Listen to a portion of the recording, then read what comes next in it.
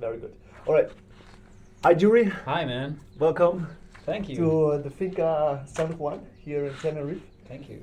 We just met actually a couple of days ago to the brunch. Yeah. We were signing up, and I got to know you a little bit further. So, to introduce you a little bit to our audience, you're a music producer, music composer, I'm a music composer. a music composer Yeah. for film and documentaries, games, and you have quite a lot of experience already with this. So you're not Thank you. doing it for one day. Exactly. You're As you said. working together with big clients like Ben and Jerry's, for example. Also, and I had lots of clients. A lot of Dutch clients, but also Universal Music, things like that. Yeah. All right, but you never started as a composer. You No. were just getting into music when you were at the young age, and then you had the idea to step up a little bit. Well, I was at my grandma's house. I still know it to this day. I saw Creeping Dead from Metallica, and I wanted to play guitar. And started off from there. I always wanted to be a guitarist my whole life. But after, at least when I started, I was like 13 years old or something. Mm-hmm. I wanted to be a guitarist. I wanted to be James Hetfield. I wanted to be Okay. at the front of the stage. And at the end, your life changes and your passions change. So I still started playing a lot of guitar, but I went more and more into sound and music production and creativity. I realized I was in a quite cool and successful band when I was on the conservatory in Holland. Mm-hmm. And I realized myself that I wasn't made to play the same set every evening. I couldn't. Sure, yeah. It was so boring. It's too repetitive and everything. Exactly, same, and I no like the growth. creative part, so I started doing lots and lots of production. And also, because of my study, it was music production in Holland at the conservatory. And from there on, I just kept producing, but my role kept growing a bit. So first, I was just the extra band member who just said, maybe you should play it that way, or and I also did a lot of the sound, but it came more and more involved in the process. Okay. So at one point for one band, I was just writing string parts and other shit, and I was like, So it was kind of boring. Like you wanted to grow. yeah, and it still was. I was bored, so I started doing things, and the bands liked it obviously because they got a lot of production value. Mm-hmm. And then one day I was writing string parts for a band, and this is quite a short version. Mm-hmm. And then my wife came in the room and she said, "My God, why aren't you doing this for a living?" I said, "Well, there comes the part. I was at the conservatory, and you get 4 years at conservatory, and every year you could choose a different path. Okay. And I wanted to go on the composer's path, and they told me in Holland that I couldn't do it. I said, "No, you're not a composer." So why is this different to what you have done before? Why is being a composer for some people not possible? That they tell you can't do it? Well, actually, I never found out. Okay. They told me you have different assessments, so you show your teachers every year, you show them your work, and they go into a conversation with you to sort of conversation where to go from there. Uh-huh. And they told me, well, nah, you'll never be a real composer. And I also asked arguments, and they said I was a one-trick pony and I could only do one thing very well, and they didn't really saw the other things I was already doing. At that moment, Yeah. I was already writing songs for people in all different styles, from hip-hop to classic too. Okay.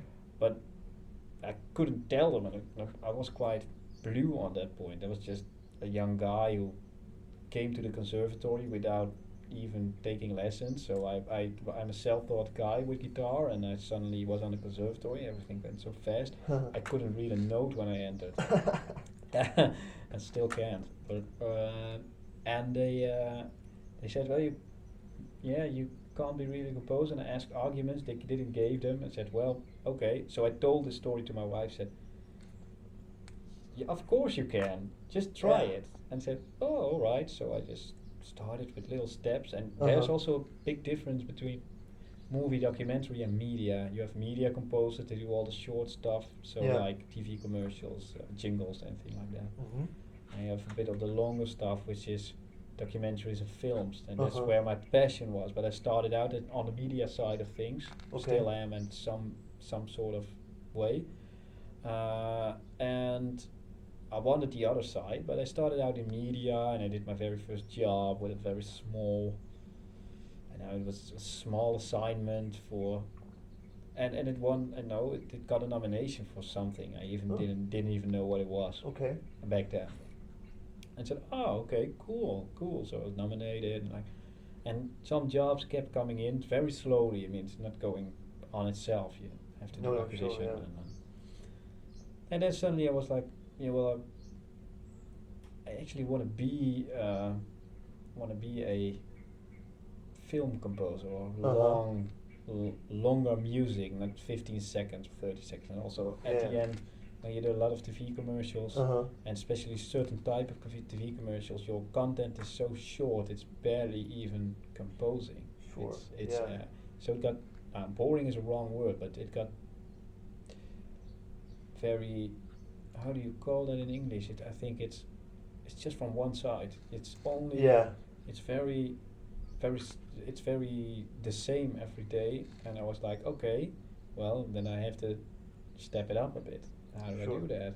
So your wife were actually the person who lifted you up, Yeah, who gave you the power, the strength exactly. to Yeah. say, just do it. Don't listen Yes, to these yeah. She people. said like You're worth it. this sounds amazing what you're doing. I mean, what's the difference with what you're doing now Yeah. and what your classmates are doing? And I was like, True. I actually don't know.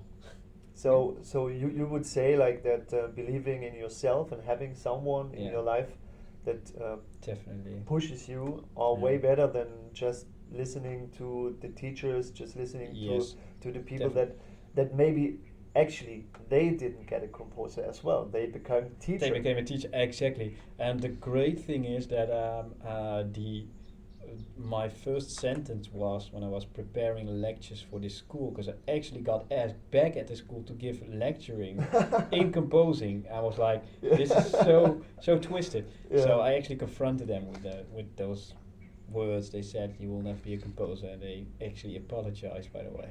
Okay. Okay. That's quite Good nice. point. But the great thing is that my first sentence was, don't listen to your teachers, because Yeah. they're teachers, and it's quite okay to get inspired, but they're not your boundaries. No. No. They're not your boundaries. But obviously, you know, you go in your very great first year on the conservatory, and everybody is, you know, driven to be the best of themselves, Uh huh.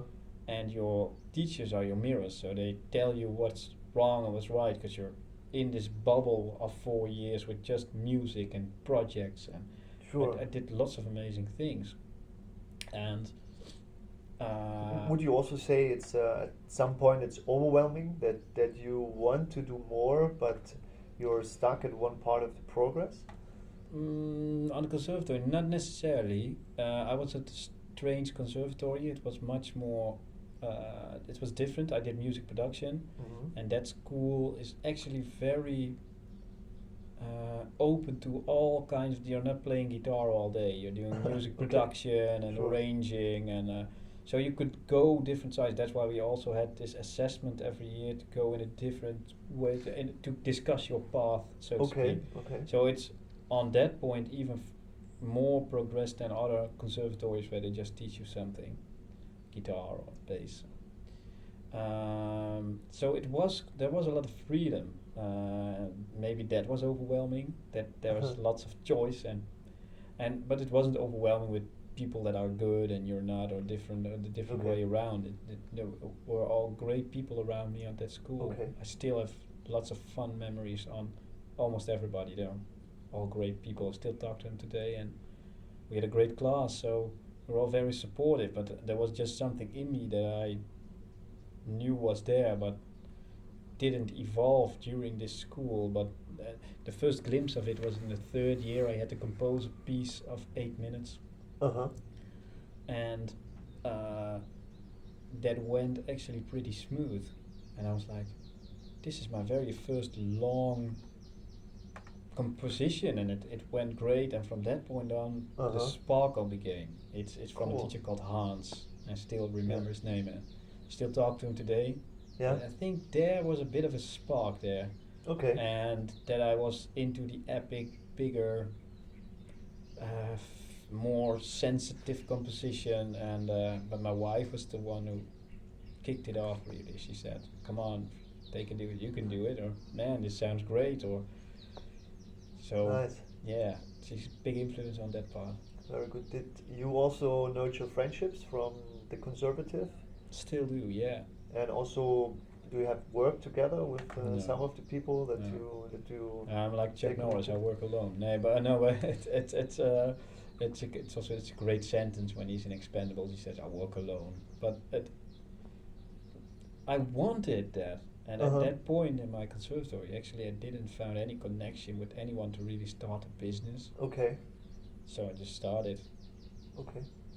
and I still cherish all of these guys. But whenever I had to work with them, it wasn't always.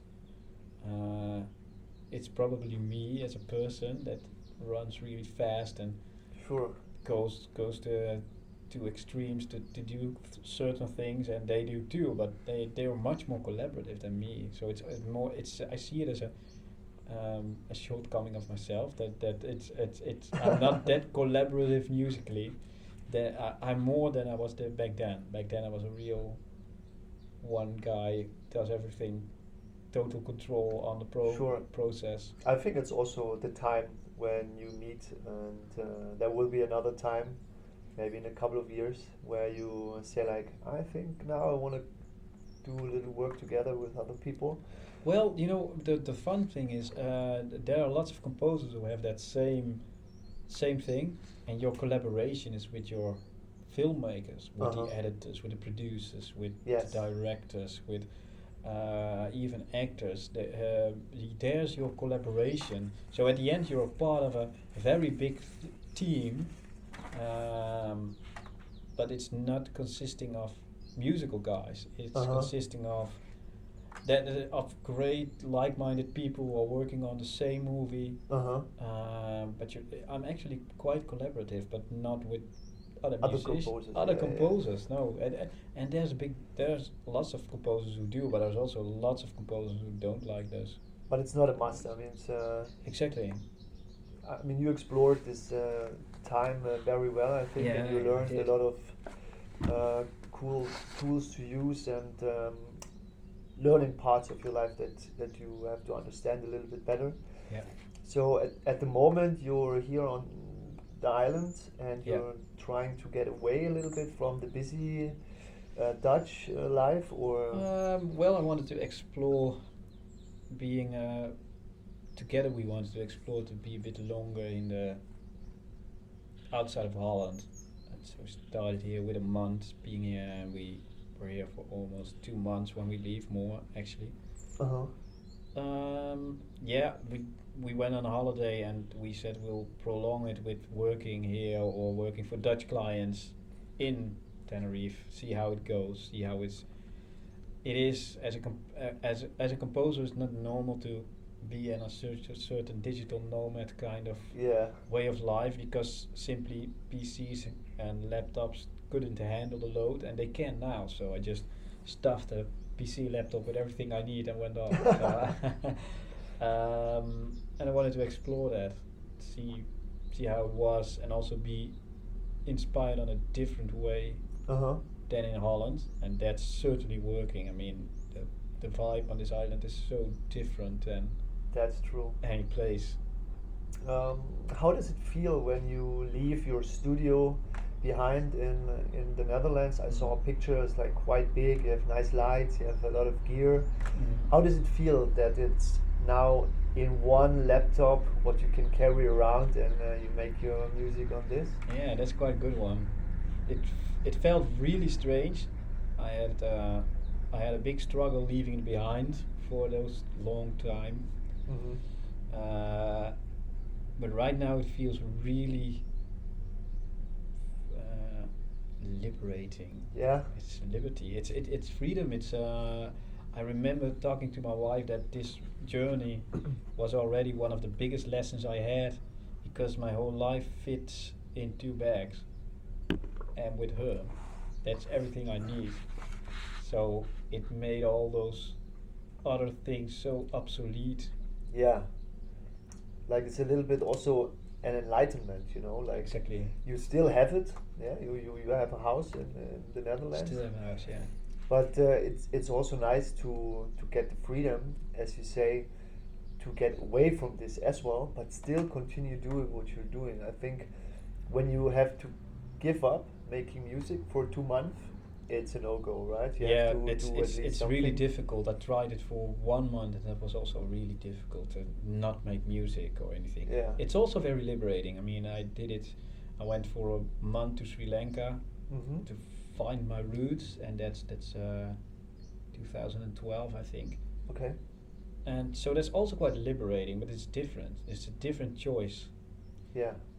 So you choose freedom to explore different things or a different side of you. So it could also be a conscious choice to leave everything at home, just take an iPad with you and just live Yeah. among people and do other things, totally different things.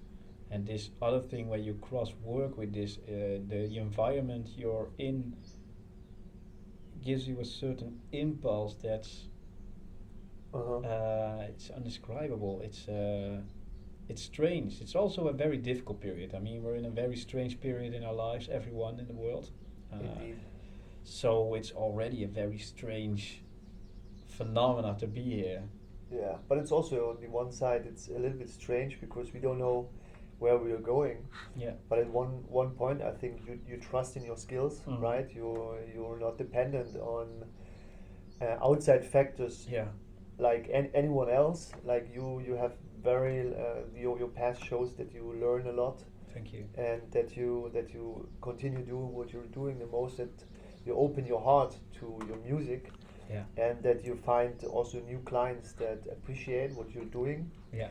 So when you're on the travel right now, you say like you're 1 month and you maybe want to extend for one more month. Yeah. You We're in go. the extension at at the Are you moment. at the Yeah. We're extension in the already? Okay. extension. Yeah. So you're going back to the Netherlands Yeah. then, and Mhm.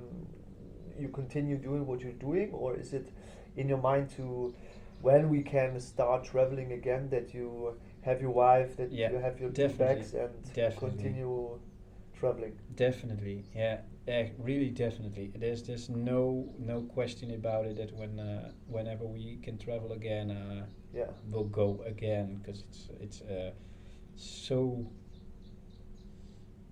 um, it gives you such a different view on things. Even the Tenerife people, Uh they huh. when you live here, they are so different than being in Holland. It was such a culture shock at the moment. While at first it wasn't that noticeable. I mean, when we went here last year or the year before, Uh huh. there wasn't a crisis or anything like that. So you didn't really pay True. attention to how they live here and how you live, or how does the media compare to the Holland media or German media, for that sake. Uh huh. But now you're here, and everybody handles this situation differently, and it's such an epiphany to see Yeah. how different people could handle this situation.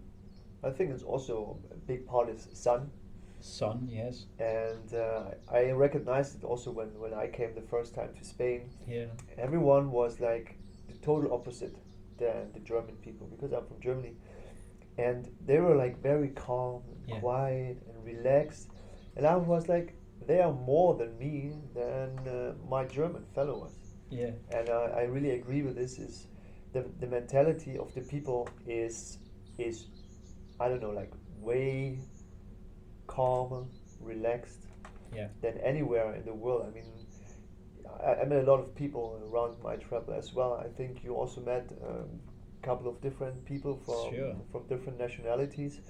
When you compare the situation at the moment with where you want to be in the future, would you say you're you're mostly in this I say like struggle what other people feel, or are you still kind of independent and you keep on going where you want to go?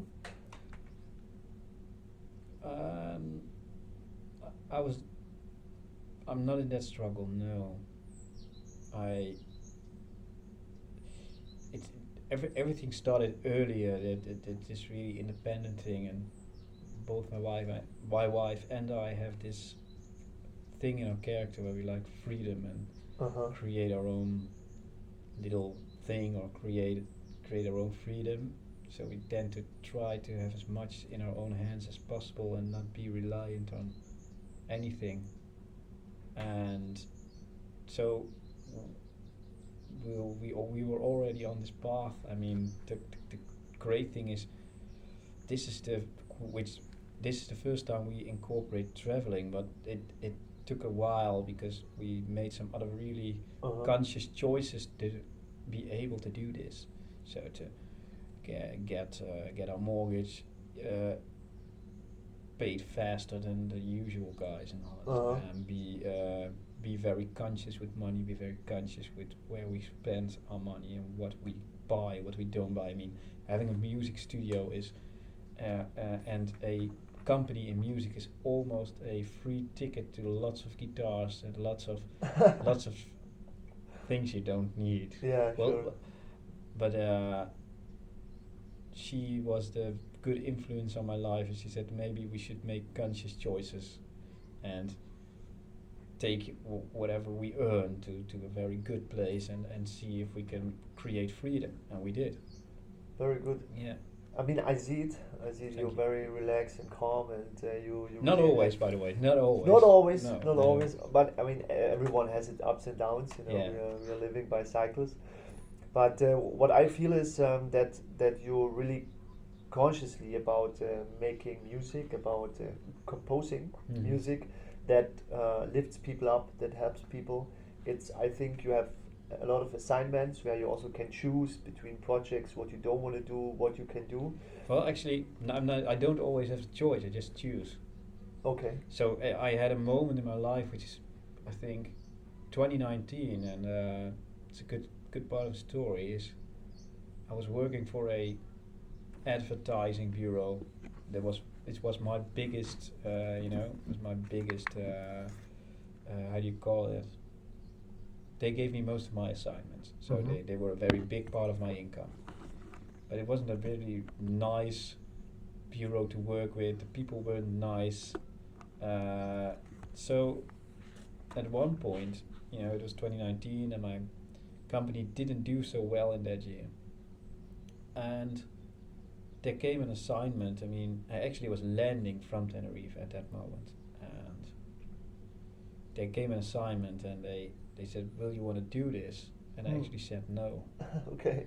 I actually said no, and I didn't have a lot of income. I didn't have, but it gave me a very good feeling, and Yeah. I knew that. So I actually made a choice, even with no money, to not accept this offer. It's not dependent on how many guys you have to who give you an assignment. Just choose very consciously of what really resonates with you. Yes. And it doesn't always mean that I don't take assignments of advertising bureaus, or I don't take assignments of that are not as deep as Sure. let's say some sort of other things we talked about earlier. I But it don't. means like you listen to your gut, and you have Yeah. like value for yourself. You say like Yeah. I do not go below my standards. I do not go below my values. You've done that in the past, probably. Yes. Some assignments you're like, ah, Yeah, I you know what need. it is? There's also lots of assignments where it's either, it's not all about money, but it does, how do you say that? It's either a project that pays very well and you're not always happy. That's wrong. I have to phrase it differently. As long as the guy who gives you the assignment respects you, it's good. Okay. Respect is a very important factor of the things I do or the things I want to do. So Uh-huh. even if I work for an advertising agency, there's a great agency I work for right now, and they're great guys and girls there and women, and they're all very nice people. So Uh-huh. whenever I have them on the phone, and they come in with a great assignment or to do something, they're nice. It's okay. And also, then that's a very important factor is respect, I think. And I don't mind working for them then. Uh-huh. But it's differently. It's also different. Yeah, well, I don't work for politics or anything. No, So no. whenever a party asks me to write their tune, there's one answer and that's no. Even if they give me $1 million, I don't care. Sure, I will sure. never ever do that. Yeah. And that's the same with, let's say, really radical parties or radical people who ask me to write something. Uh-huh. I won't do it. I did a tune for a K1 fighter once. Wow. I don't know if I'll do it again. Okay. It's a different thing, but I would love to write it. I love to write a TV commercial if it's funny, if it's great, if it moves people, if it's Uh-huh. cool.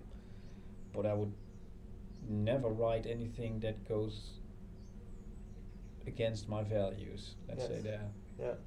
That's very important. I mean, because it also needs to fulfill your future goals. If you're like just working for someone else, you're not really progressing in your life. And I think when you see yourself, let's say, you're 36 now, right? I'm 36. Where do you see yourself in 4 years when you're 40? That's a good question. It's a nice question because we actually asked each other that before we went here. Oh. So we said, she actually asked me, my wife, where you want to be or what do you want to do, what your goals or anything like that. We ask each other that a lot. Uh-huh. And I said, well, my goal is to have paid off the mortgage, so we're totally free to go wherever we want. Uh-huh. We can actually rent out the house if we want, stay away for a year with no problem. Maybe get a house on Tenerife or some other country, or at least start saving for that. Mm-hmm. Well, the thing is, I always said that I don't want only active income but also passive income. So I said my goal was to rent out the house and see if we could create another house from that money and see if we can expand it a bit. Okay. And to have multiple sources of income and not just composing or PRO rights or just have it a bit spread. It's good idea to have a different leg of stability. Yeah. But it's also a little bit a new adventure. Yeah. You know. And we don't know if it's you don't never know if you're gonna make it or anything. But it's good to think about it and to set the goal. Yes. I want to be working for Los Angeles more. Uh-huh. I'm starting to take baby steps in towards that country, and it's going. You also quite want to well. go there and live there, or you just No, I want to work there. together I with never some want to people? live there. It's such a terrible country to live in. But I do want to work for Los Angeles, and I don't mind staying there for a longer time because there's a job there. But I don't know if I want to live there. It's also a very expensive lifestyle, I think. It is a very expensive lifestyle. On the other hand, all your assignments are bigger, so it compensates each other a bit, of course. True. But I don't know for sure. I actually started getting some connections there and being able to go in that area and explore a bit, and it's actually quite nice. So you never know what's going to happen. So to narrow it down, in 4 years you want to have your mortgage paid. Exactly. You want to probably have already started with the second house. What you Yeah, can and rent also out. lots of freedom. The freedom is the most Freedom. important thing. So Yeah. that mortgage thing is something we call buying freedom. You buy your Uh-huh. freedom. You have it paid. You have a home. You can rent it out. You cannot rent it out. You can do whatever you want. True. And the great thing is that's the most important thing. I think freedom. In 4 years, we'll have lots of freedom to do what we want. Very good. I love freedom a lot as well. It's kind of a very nice relief from all the pressure. Yeah, Of course, you have to check out where you pay your taxes. Um, the finances are very important as yeah. well. But if you have a wife that takes care of this, and She's she's very smart. Yeah. very smart in this, so you can follow your heart. You can work together with her, and she's administrator of all Also, this. but also she's part of the ideas and part of the forecasting. Where we go from here, what's our goals? She's a strategic part of what we do more than myself actually. So she takes care of you and takes the pressure off you, basically, because Sometimes, and also sometimes the other way around. But yeah, she does more than just administration. Yeah, she takes the strategic side of things and see how can we go further, or how can we go from here? Is there what's the next step? Yeah, And did you think of this? Is this a good plan? Or I mean, she found you, so we good. actually got connected because she found your Yeah, business branch. I said maybe you should go there. cool. Yeah. Well, so to finalize a little bit, I think you have a lot of work to do in your future. You're still doing the composing stuff, and you have a lot of plans now also for your future life where you want to have more freedom. Yeah. And you and your wife, you stay now for 2-3 more weeks in Tenerife, and then go Yeah. back to the Netherlands. Yeah, then we go back to the Netherlands and see what's going on there, Okay. but also to reconnect and see where we could take it from there. Spring is starting in Yeah. not a very long time, so we plan to do some re-gardening, getting a new garden and things like that to get the house more in order for the summer. And then we don't know, and nobody knows what traveling is in Sure. 4, 5, 6 months. So we just wait it out and see what happens. Uh huh. At least we enjoyed this very much. So yeah, something like that. Nice. One last question, what Yeah. I like to ask at the end. You already told me a couple of things. When it comes to family Yeah. and growing in a family, you and your wife, you're probably together already a long time. How is it planning with children? You want That's to a grow different. your family as That's well? a different story. We are here because the personal side of that is that children wasn't a thing that was given to us, so we couldn't have children. Nobody knows why. We couldn't. So we tried. We couldn't. And that's actually the deeper part of what we're doing right now. Is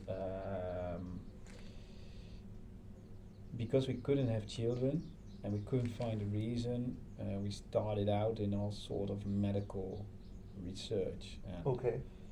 they investigated us, and they could find anything, Uh huh. and they were like, what is going on? So we had some.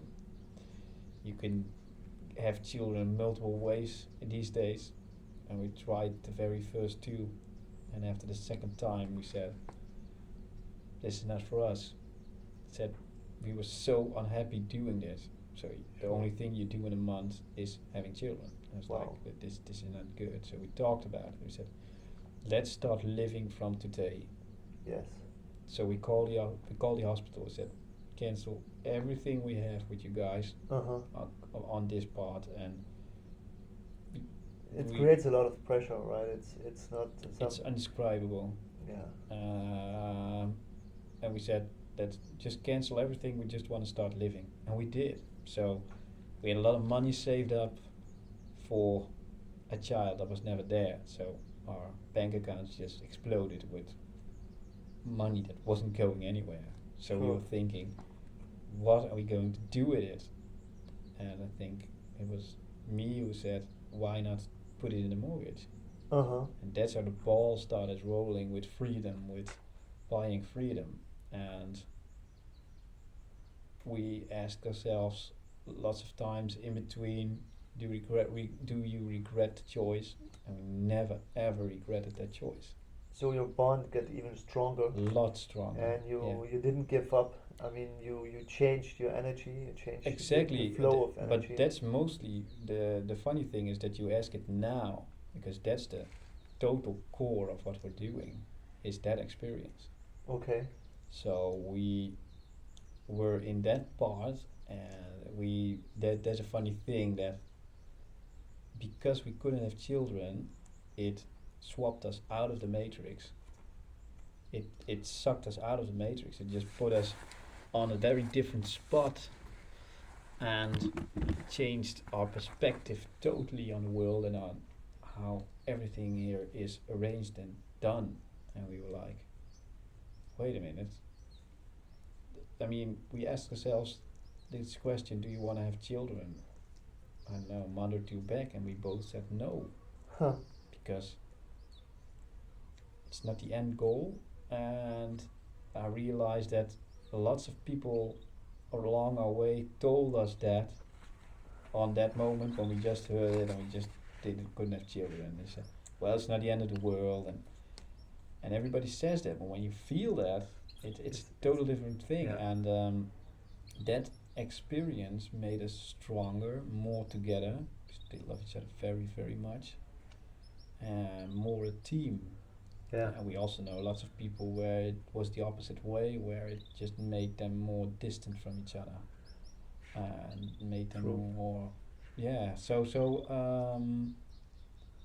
Yeah, that's a quite different experience, and especially with me, I'm adopted from a very young age, so I already have a very distorted view on family and Okay. children. And I'm from Sri Lanka, and the adoption in Sri Lanka aren't that well, let's say that legal. So they did Okay. all kinds of things that aren't too good. There's lots of things you can find about it nowadays. But back then, when I was searching for it, it was so different. So everything just led to this point.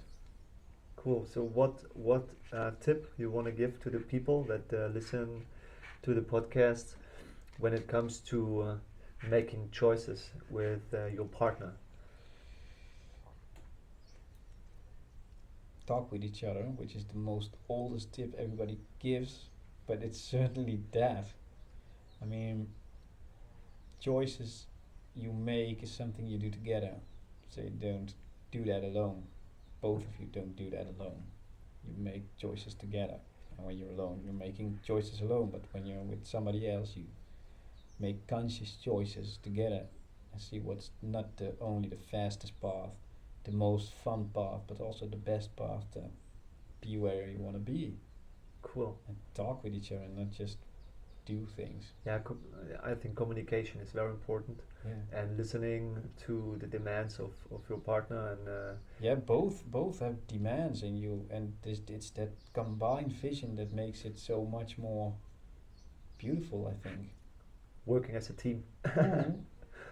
It definitely does, and especially when you go through a time like that where you can't have children and people can't tell you why, and you want them, but they're not there, and you have to take, Mm-hmm. you have to let go of a dream that wasn't even there. I mean, you have to let go of that dream. You have to mourn about something that never was there. That's that's different. But once you go through that and you talk with each other, it's so different. It made us what we are now. Cool. When people want to reach out to you, where Yeah. they find you? Gee, Facebook obviously. Okay. I think you can put a link somewhere. You can always, everybody can send me an email. What's your email address? The info, let's see. Oh yeah, we can have info@djuriboot.com.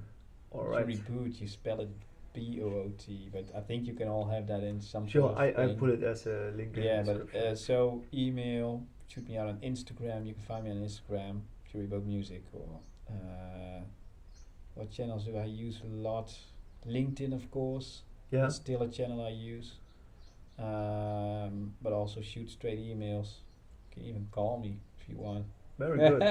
It's probably somewhere. I think calling is always the best and the most direct way to connect with Yeah, someone. yeah. Also on my website there is my phone number, so you can always reach me. Cool. Is there some final words you want to say? Thanks for listening. Very good. Obviously. Djuri, Thank you very much Thank for you being too, here. man. Thank you too. Everyone who wants to follow Djuri Boot can check out his website, djuriboot.com. Yeah. I will put links in the description. I'm more than happy that he was here today as well. And we have a great time, a good conversation. And I think if you guys are knowing someone who's into music as well, wants to have a new, I would say like a new guy for you to give maybe a little assignment where you want to grow in your documentary film or something, reach out to us and we were more than happy to connect you with Djuri. Thank you very much for Thank being you too, here. man. I wish you a nice time Thank you. here You too. in Tenerife. I hope we stay in touch. We are Will do. growing our relationship as well. And for you guys, feel free to comment, like, and share the podcast. Looking forward for another one. Ciao.